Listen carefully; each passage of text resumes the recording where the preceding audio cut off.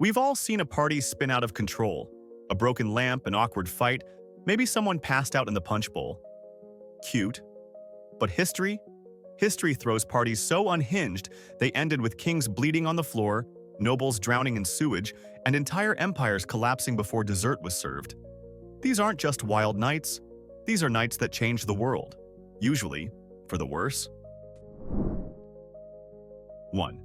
In 1837, Andrew Jackson, a president who operated with all the delicate grace of a runaway freight train, had a big, stinky problem. A 5,400-pound wheel of cheese had been squatting in the White House foyer for 2 years, and its aroma was starting to become self-aware. So he threw a party. This wasn't a party in the traditional sense. It was him unleashing a dairy-fueled apocalypse upon the nation's capital. He just opened the doors and let the public swarm in like a horde of hungry zombies. It was a scene of pure carnage. People were carving off slabs with their pocket knives, stuffing their coats full of greasy cheddar, and turning the presidential mansion into a slippery, orange-streaked disaster zone. The cheese itself was gone in 2 hours, but the smell, a soul-crushing ghost of stale dairy and desperation, clung to the drapes for weeks, a powerful testament to the fact that nothing on earth can stop a mob that's been promised free food. 2. Tycho Brahe was a 16th-century astronomer, a certified genius who could chart the heavens, but he was famously defeated by a battle happening much closer to home, the one between his bladder and basic social etiquette. He was at some painfully long banquet and had to pee with the urgency of 1,000 dying suns. But the rules of the time were written by sadists. You absolutely could not leave the table before the host. So Tycho, this brilliant man of science, made a fatal error in judgment.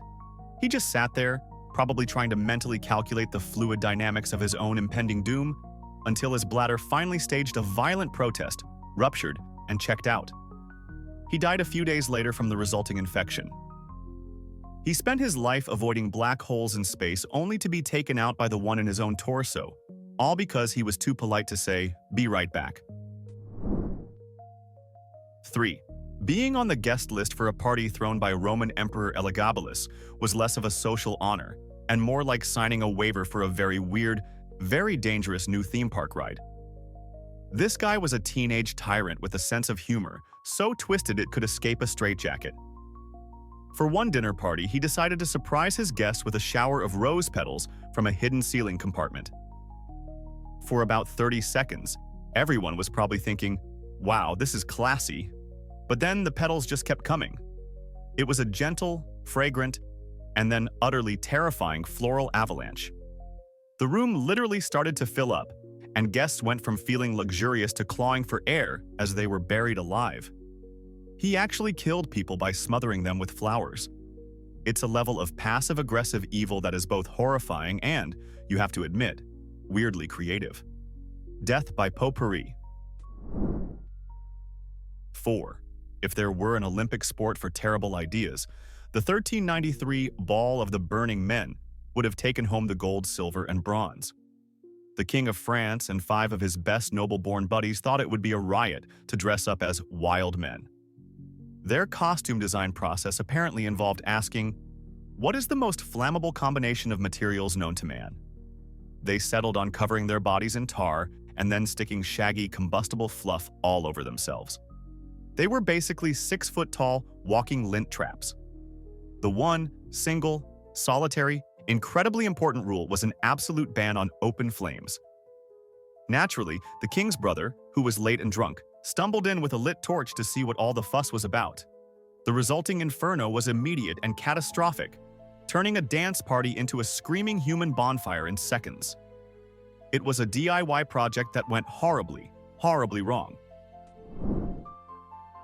5. For more than 100 years, the fancy Westminster School in London had an annual Pancake Day tradition that was less festive ritual and more audition for a post-apocalyptic fight club. The school cook would toss one huge, greasy pancake over a high bar, and the student body would instantly devolve into a state of primal savagery. It was a vicious, churning mass of boys in uniforms punching, kicking, and fighting like rabid dogs over a single piece of fried batter. The prize? A small cash reward. These kids were risking serious injury for what amounted to pocket change. It was a yearly, sanctioned riot that proves the thin veneer of civilization is no match for a poorly cooked carbohydrate. It took the school administration a full century of broken bones and black eyes to finally think, maybe this isn't great for morale. 6. Alexander the Great famously conquered most of the known world, but his entire legacy was almost undone by a bad case of the drunken hold my beers. After capturing the spectacular Persian capital of Persepolis, he and his army threw a victory party that made everyone forget their own names. Deep into the night, fueled by gallons of cheap wine, a courtesan named Thais supposedly dared him to burn the entire city to the ground. Alexander, not being the type of guy to refuse a challenge, especially when intoxicated, basically said, "That's the best idea I've heard all night." He grabbed a torch and led a gleeful, stumbling parade of arsonists to destroy one of the most beautiful cities in the ancient world. Waking up the next morning with a skull-crushing hangover must have been nothing compared to the slow, horrifying realization that he had just committed an act of world-class, history-altering stupidity. 7. The Banquet of the Chestnuts sounds like a wholesome harvest festival, but the version held at the Vatican in 1501 was something else entirely. Hosted by Cesare Borgia, the Pope's son, and a man with zero chill, this party was less Holy Communion and more soft-core Cinemax. The evening's entertainment, following a lavish dinner, involved 50 courtesans, a floor scattered with chestnuts, and a very specific set of rules. The objective was for the women to pick up the chestnuts, but using their hands was strictly forbidden. According to the chronicles, all of this unfolded in the Apostolic Palace while the Pope and other senior clergymen watched, kept score, and awarded prizes. It was a deeply blasphemous, highly competitive, floor-based orgy game, and it took place in the literal headquarters of Western Christianity. You just can't write this stuff. 8. Peter the Great of Russia viewed parties not as a form of relaxation, but as a tool of political submission and psychological warfare. He created a club called the All-Joking, All-Drunken Synod, which was essentially a mandatory multi-day corporate retreat from hell. He forced his top officials and nobles to join this mock church, where the only form of worship was to get absolutely, titanically wasted. The Pope of this order wore a chamber pot as a hat, and the only sin was sobriety. If you tried to skip out or slow down, you were punished, often by being forced to drink from a giant goblet containing a truly horrifying amount of vodka. This wasn't fun. It was a state-sponsored, liver-destroying endurance test designed to prove loyalty through shared misery and monumental hangovers. It was team building, but for degenerates. 9. Number 9 on our list is less of a party and more of a deeply sinister dinner invitation that should have come with a massive "It's a trap" sticker. In 1440, the young Scottish king invited two powerful teenage earls over for what they thought would be a friendly feast. Everything seemed fine until the main course arrived, the severed head of a black bull, which in 15th century Scotland was the subtle equivalent of your host sharpening a machete while staring directly at you. It was the ultimate party foul, a non-verbal cue that things were about to get very, very real. The two young earls were promptly dragged outside and executed. The whole affair was so brutally efficient and shocking that it became the direct inspiration for the Red Wedding in Game of Thrones. It's a chilling reminder to always be suspicious when the host skips the cheese plate and goes straight to serving symbolic death threats. 10. Attilla the Hun. The name alone conjures images of terror, conquest, and the scourge of God. He was the baddest man on the planet, a warlord who made empires tremble. So how did this legendary warrior meet his end? In a glorious battle, defending his honor? Nope. He died at his own wedding party. After celebrating his latest marriage with a truly heroic amount of drinking, he went to bed, passed out, and got a nosebleed. But he was so profoundly wasted, he didn't wake up and just choke to death on his own blood. The most feared man in the world was taken out by a combination of cheap wedding wine and a leaky nostril. It is, without a doubt, the most anticlimactic and pathetic death for a figure of his stature. It's like finding out Darth Vader died by slipping on a banana peel. 11. Harald Bluetooth, the Viking king who gave his name to your wireless headphones, was a master of multitasking. In the 10th century, he threw a massive funeral feast to honor his dead father, which is a nice thing to do.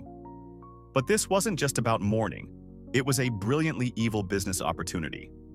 He invited all his political rivals and proceeded to get them all catastrophically, belligerently drunk.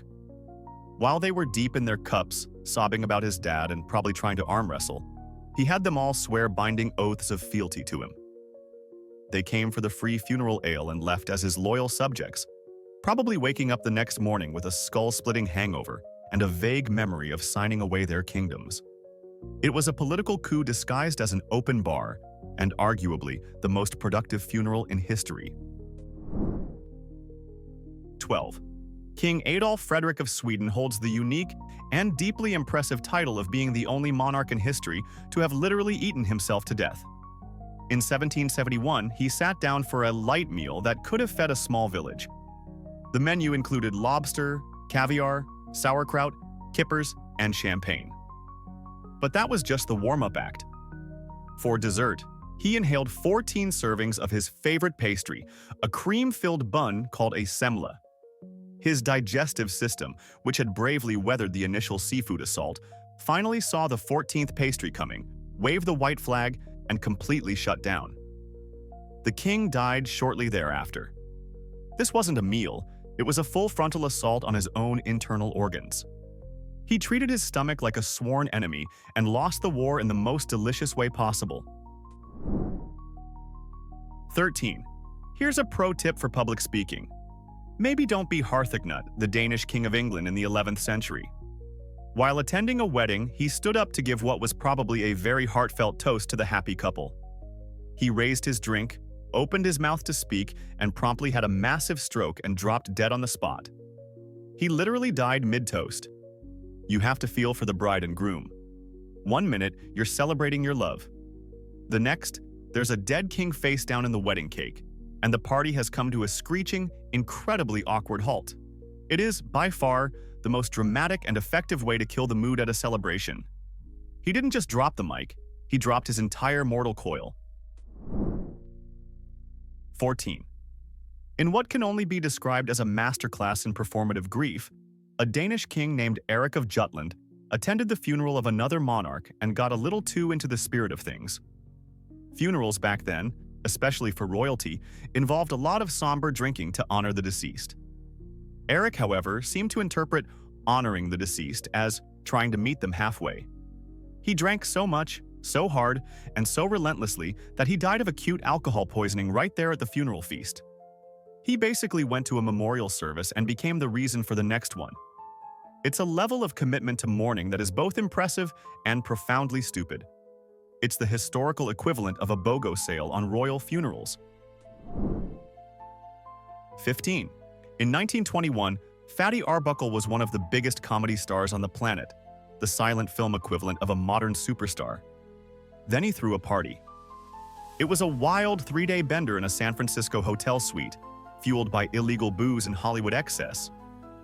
But the party came to a horrifying end when a young actress named Virginia Rappe fell gravely ill and died a few days later. Arbuckle was accused of her manslaughter, and the resulting scandal was an absolute media firestorm. Even though he was eventually acquitted after 3 trials, the public had already convicted him. The controversy completely destroyed his career. This wasn't just a party that got out of control. It was a career-ending, life-shattering catastrophe that became a cautionary tale for all of Hollywood. It proved that in show business, your reputation can be killed by one really, really bad weekend. 16. The Bradley Martin Ball of 1897 is a perfect example of what happens when rich people have zero self-awareness. At the height of a crippling economic depression, with people starving in the streets of New York, the Bradley Martin family decided the best thing to do was throw the most lavish, opulent, and ridiculously expensive costume ball in American history. They spent a fortune to transform the Waldorf Astoria Hotel into a replica of Versailles, and guests came dressed as historical figures like Marie Antoinette. The public reaction was not positive. In fact, the outrage was so immense, so visceral, that the family was basically shamed out of the country. The party was so tone-deaf and offensive, they had to flee to England to escape the backlash. They threw a party so bad, they got exiled from a continent. 17. In 1971, the Sha of Iran decided to throw a party to celebrate the 1500th anniversary of the Persian Empire, and his planning process apparently involved a complete and total detachment from reality. He built an entire luxury tent city in the middle of the desert next to the ancient ruins of Persepolis. He flew in 18 tons of food, including Parisian delicacies and 25,000 bottles of vintage wine, on military aircraft. The guest list was a who's who of global royalty and dictators, all dining on gold-plated porcelain while much of his own population was struggling. The party cost hundreds of millions of dollars. It was an act of such mind-boggling extravagance and tone deafness that it basically served as a recruitment poster for the upcoming Iranian Revolution. The whole world saw it, and the people of Iran saw it, and they thought, you know what? Maybe this whole monarchy thing has run its course. It was a party so lavish, it helped overthrow a government. 18. The last ball of the Winter Palace in 1903 was less of a party and more of the Russian aristocracy's final, glittering farewell to relevance. The Romanoffs and their court dressed up in absurdly ornate 17th century costumes, dripping with so many jewels they probably creaked when they walked. They were cosplaying as a more stable, powerful version of themselves while their actual empire was crumbling around them. It was a beautiful, decadent, and fantastically oblivious spectacle. Just outside the palace walls, the seeds of revolution were sprouting, but inside, they were having a fabulous time pretending it was 1649. The photos from this ball are haunting because you're looking at a room full of people who are essentially ghosts, dancing on the edge of a volcano, completely unaware that their entire world is about to be violently erased. 19. The Duchess of Richmond's ball in Brussels on June 15, 1815, holds the record for being the most historically significant party interruption of all time. It was a glittering affair, packed with British officers, diplomats, and aristocrats. They were all dancing, drinking, and schmoozing, completely unaware that Napoleon Bonaparte, who was supposed to be a has-been, had just escaped exile and was marching towards them with a massive army. Midway through the waltz, a messenger burst in with the news. The party instantly transformed from a high society gala into a frantic military staging ground. Officers were literally kissing their wives goodbye on the dance floor and running out the door, still in their dress uniforms, to go fight in what would become the Battle of Waterloo. It's the ultimate example of a party ending because history itself came knocking on the door. 20. When the future King Louis XVI and Marie Antoinette got married in 1770, Paris decided to celebrate with a fireworks show. What could possibly go wrong? Well, as it turns out, pretty much everything. The event was poorly organized, and a stray firework accidentally shot into the massive stockpile of the other fireworks, causing the whole supply to explode at once. This triggered a stampede in the panicked crowd. People were trampled, pushed into the River Seine, and crushed against barricades. Over 130 people died at a party that was supposed to be celebrating love and a royal union. It was a horrific omen for what was to come for Louis and Marie, a marriage that started with a public tragedy and, as we all know, ended with a slightly more personal, guillotine-related one. 21. In 1120, the heir to the English throne, William Adelin, was a typical rich kid who thought rules were for other people. He and his entourage of young nobles were sailing back to England from France and decided to throw a massive drinking party on their vessel, the White Ship. Completely hammered, they challenged the king's ship to a race. In their drunken state, they ordered the crew to row at full speed, at night, through waters known for having giant, ship-killing rocks. You can guess what happened next. They smashed directly into a submerged rock, and the ship went down almost instantly. Nearly the entire young generation of English nobility, including the only legitimate heir to the throne, drowned in the freezing water. This one stupid, drunken boat party plunged England into a brutal, 2-decade-long civil war known as the Anarchy. All because some princeling wanted to drag race a boat. 22.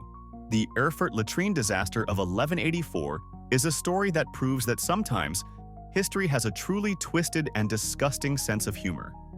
A large group of German nobles gathered in a building in the city of Erfurt for a meeting, which was basically a medieval political party. They were all crammed into an upper floor room, arguing about land or whatever it is nobles argue about. The combined weight of all these heavily armored aristocrats was too much for the old wooden floor, which suddenly collapsed. This would have been bad enough, but they didn't fall into an empty basement. They fell directly into the building's massive latrine pit, a giant septic tank filled with literal tons of human waste. Dozens of nobles, including several counts, were instantly drowned in liquid sewage. They died in the most undignified, foul way imaginable, a fittingly crappy end to a political gathering. 23. King Henry II of France decided to celebrate a peace treaty in 1559 by hosting a jousting tournament, which is the medieval equivalent of setting up a bouncy castle at a peace summit. Being a bit of a show-off, the king himself decided to participate. Everything was going fine until his final match. The lance of his opponent shattered on his shield, and a large, jagged splinter shot up through the viewing slit of his helmet and directly into his eye and brain. The celebration came to a screeching halt as the king was carried away, screaming in agony. He died 10 days later from his injuries. It was a party that ended with the host being accidentally impaled through the face during the entertainment he had arranged for himself. It's a powerful argument for just hiring a magician instead. 24. The coronation banquet of King Richard I, better known as Richard the Lionheart, was supposed to be a joyous occasion celebrating a new king. However, it quickly devolved into a citywide bloodbath because of a stupid misunderstanding. A delegation of Jewish leaders from London arrived to present gifts to the new king, but they were barred from entering the feast by some overzealous guards. A rumor instantly spread through the city that the new king had ordered all Jews to be attacked. The London mob, needing very little encouragement, went on a rampage, burning homes, murdering people, and looting their property. The violence spread to other cities in England. A celebration of unity and power turned into one of the most brutal and horrific anti-Semitic pogroms of the Middle Ages, all because of a communication breakdown at the door of a party. 25. The wedding of Margaret of Valois and Henry of Navarre in 1572 was marketed as the ultimate peace treaty party, a festive event to finally get France's Catholics and Protestants to stop stabbing each other. Instead, it became the most horrifying bait and switch in wedding history. The Catholic leadership looked at all the happy visiting Protestants in Paris for the wedding and had a collective thought. You know, instead of booking a band, we could just solve all our political problems, permanently. What started as a targeted assassination of Protestant leaders quickly devolved into a citywide, everything-must-go murder spree. The St. Bartholomew's Day massacre turned a celebration of love into a multi-day bloodbath. It's the only wedding in history where the main event wasn't the first dance, but a frantic, desperate scramble to not get murdered before the cake was served. 26. Belshazzar's feast is the original biblical hold my beer and watch this moment that ended an empire. Belshazzar, the crown prince of Babylon, was throwing an absolute rager for 1,000 of his pals. To add some bling to the proceedings, he decided it would be a great idea to serve wine in the sacred goblets his dad had yoinked from the temple in Jerusalem. This was an act of sacrilege so profound it was like doing jello shots out of the Ark of the Covenant. Suddenly, a phantom hand appeared and started writing graffiti on the wall. The prophet Daniel was called in to translate, and his message was basically, "Hey, party animal, God's seen your little frat party, and he's not impressed. You've been weighed, you've been measured, and you're a lightweight. Also, you're fired from history, effective immediately." That very night, the Persians kicked down the door and took over. He literally partied his kingdom into non-existence. 27. The Field of the Cloth of Gold in 1520 wasn't a party. It was an 18-day, no-holds-barred flexing competition between King Henry VIII and King Francis I. They were supposed to be building a friendship, but instead, they engaged in a mutual ego-stroking festival that would make a modern billionaire blush. They built enormous fake palaces, wore clothes so expensive they could have funded a small war, and even had fountains that flowed with wine, which sounds great until you realize it was probably terrible. Warm wine. The entire event was a black hole for money, designed solely for two insecure kings to show off. The best part? It accomplished absolutely nothing. 2 years later, they were at war again, making the whole thing the most expensive and utterly pointless camping trip in human history. 28. In 1934, Adolf Hitler demonstrated his unique and terrifying event planning skills. He invited Ernst Röhm and the entire leadership of his SA stormtroopers, his own brown-shirted thugs, to a friendly get-together at a lakeside hotel. They showed up expecting coffee, pastries, and probably some light plotting. What they got was a surprise party where the surprise was their own arrest and execution. The Night of the Long Knives was a masterstroke of paranoid brutality, using the guise of a casual meeting to systematically wipe out anyone he even suspected of being a threat. It's a chilling lesson that the most dangerous place to be isn't always on a battlefield, but sometimes it's on the guest list for a party thrown by a homicidal dictator. The RSVPs were, in hindsight, a terrible mistake. 29. General An Lushan, in 8th century China, was the life of every party. He was the emperor's favorite, a charming, charismatic guy who everyone trusted. He was famous for throwing lavish banquets and being an all-around great hang. Then, at one of these parties, he basically stood up on the table, cleared his throat, and announced he was launching a rebellion that would go on to kill an estimated 30 million people. It was a heel turn of such epic proportions, it makes every wrestling villain look like a rank amateur. He used his status as the fun party guy to mask his intentions of plunging the entire nation into one of the deadliest civil wars in history. It just goes to show, you should always be suspicious of the person who is too popular at parties. 30. The Astor Place riot of 1849 is definitive proof that there is no fandom more dangerously intense than theater kids. The whole thing was a turf war between fans of two actors, one American, one British. When the British actor William Macready tried to perform in New York, the American actor's fans decided to protest. This protest quickly escalated into a full-scale siege of the Opera House, with a mob of thousands pelting the building with paving stones. Things got so out of hand that the militia was called in, and they proceeded to open fire on the crowd, killing over 20 people. People died in a riot over which actor was better at reciting Shakespeare. It's a level of artistic dedication that is both terrifying and, frankly, kind of impressive. 31. Jim Jones's final party in Jonestown was the tragic, horrifying culmination of a cult leader's madness. In November 1978, after his goons murdered a U.S. congressman, Jones knew the game was up. He called it a White Night, gathering his over 900 followers for one last revolutionary act.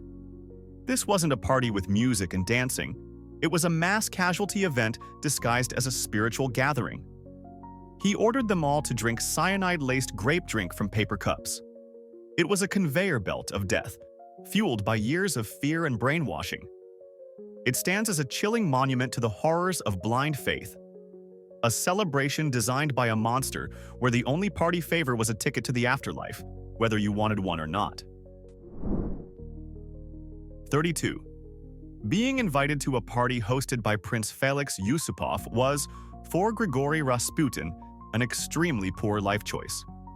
In 1916, a posse of Russian nobles, thoroughly fed up with the Mad Monk's influence, lured him to a palace basement for a get-together that was actually a very badly managed assassination attempt.